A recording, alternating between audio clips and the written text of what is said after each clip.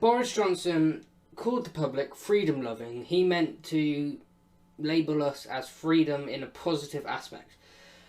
But why did the British public take Johnson's words and throw it back in his face? The British are notorious, or at least used to be, for having values such as liberty, freedom of speech, freedom of association, freedom of expression, and democracy. We were the mother of democracy. We brought stability to the world, whether you like the British Empire or not. But recently, the British public have begged to differ. Individuality is now a bad thing, and we have a new aura around the country, a new collective spirit. In a time of crisis, of course, everyone comes together and it has a collective spirit. But does this mean we should force ourselves to a state of collectivism, or something that Karl Marx would have proposed, communism? Collective ideology. We can only look at certain examples the government has taken that restricts our freedom, restricts our liberty, and ultimately restricts us from seeing our family. These have all been in the name to combat the coronavirus. For example, the millions have spent on what I would consider propaganda.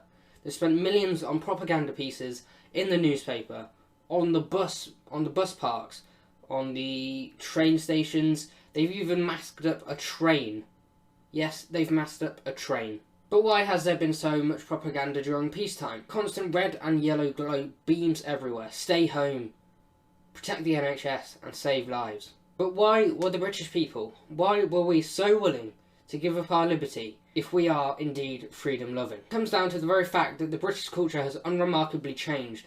In Peter Hitchens' book The Abolition of Britain, he explains the cultural revolution that has took place since 1997 under Tony Blair. The country, at the death of Winston Churchill's time, was a very different place to when Princess Diana died.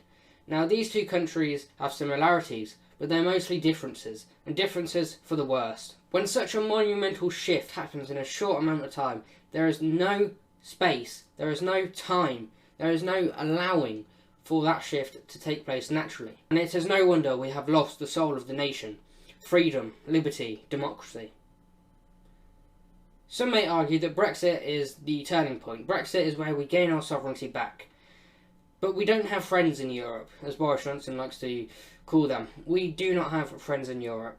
If we are indeed freedom-loving, why does Johnson continue to rule us rather than govern us? Surely you'd think these prime ministers and ministers would keep to their own rules. But no, in actual fact, Matt Hancock was recently seen playing rugby in the park, all muddied up. His message the previous day was to act like you've got the virus. Very well done, Matt Hancock. As the war on COVID still rages on, while the lockdown supporters still with the public on their side, it's hard to see how the anti-lockdowners and the lockdown skeptics can get a word in edgeways in this debate. You have people like Piers Morgan continually shouting down people as COVID-idiots and COVID deniers. This is not helpful in a debate which is so now divisive. This is not helpful to encourage people to make up their minds. Instead, it creates a divisive toxicity which we haven't seen since Brexit. Cannot see the end to this lockdown, and there's even more murmurs of a fourth lockdown in the summer, even if we vaccinated the majority of the elderly and the vulnerable.